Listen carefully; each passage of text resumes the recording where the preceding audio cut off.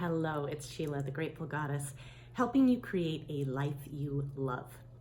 Today, I want to talk about when to figure out whether it's time to stay or go. It came up because I am I'm a volunteer for a nonprofit organization, and I all of a sudden am at this place in which it's like, is it time to let it go?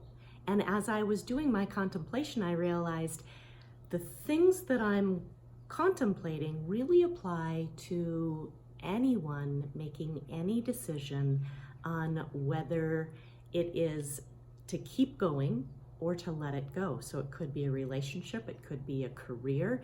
It isn't as dire because it's a volunteer situation for me, so it's a little bit easier to step back and take a look at it. But the three things that came to mind, I thought would be super valuable for anyone as they're trying to decide whether or not to stick something out or whether it was time to let it go. So one is that I was reminded of a lesson that I learned way back in college and in economics class. And it was all about learning about sunk costs. And since I went to school in Bozeman, Montana, and skiing was very much a part of everyone's life, the professor talked about the example of sunk cost is if you went to Bridger Bowl and bought your ski pass and were getting out on the slopes, and then it turned out to be a miserable day. And the visibility is awful and you're being pelted with hail or whatever the circumstances is, but it's miserable.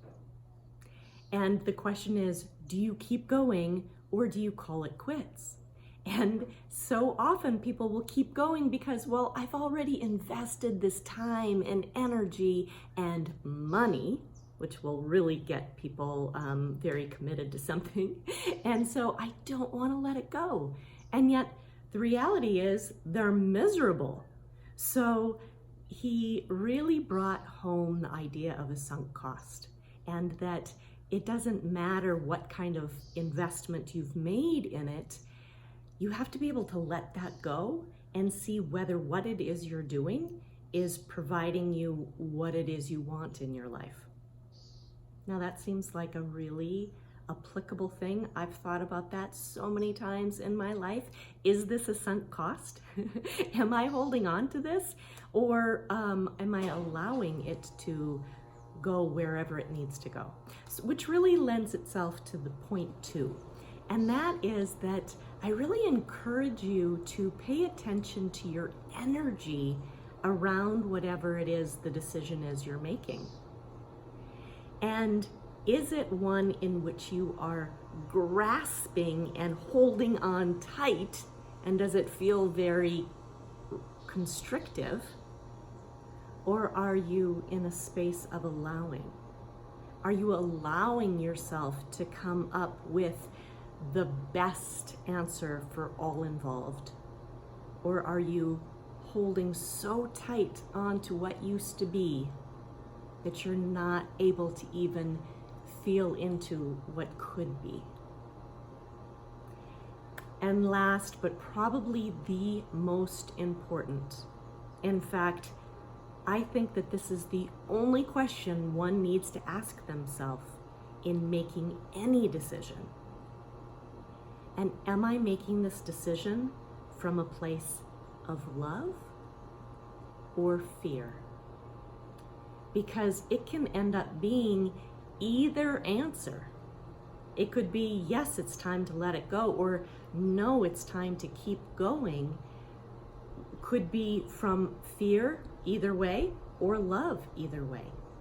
So be sure that if you want to create a life you love, that every decision is made from a space of love, not fear of the unknown. It's trusting that if you make the decision from a space of love, all will work out. All right. Send me a message. Let me know if this resonated with you, if you have stories you want to share, or any questions. I'd love to support. Thanks so much. Bye-bye.